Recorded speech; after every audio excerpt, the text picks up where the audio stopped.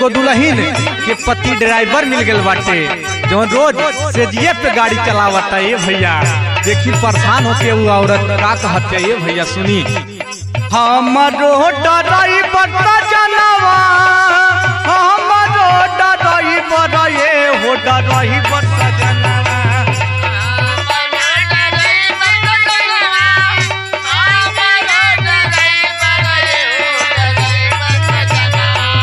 हमरो ड्राइवर सजनवा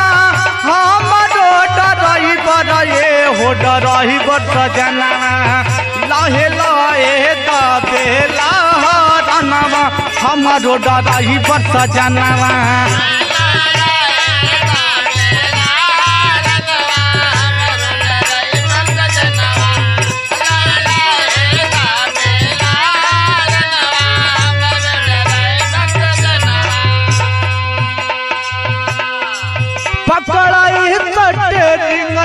पगिया डाला गावेला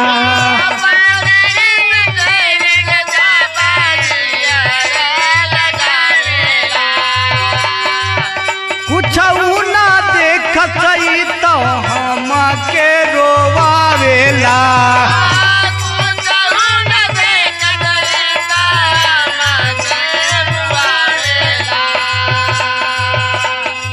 पोरे पोरे टूटे बदनवा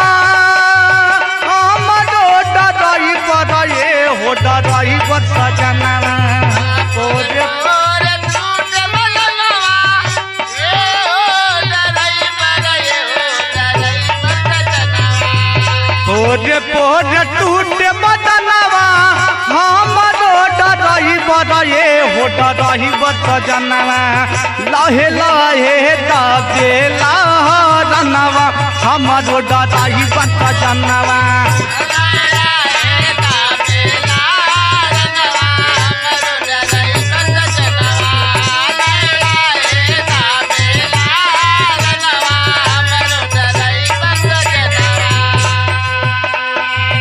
मानेला न सुना सखी हमारो कहानवा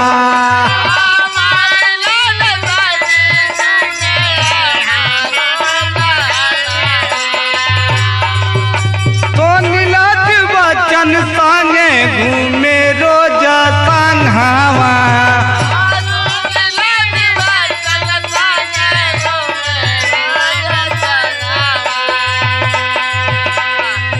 गोल गोल डान सजनवा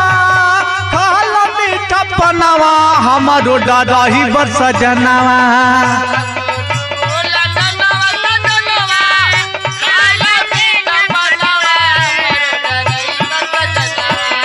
गोल गोल डान सजनवा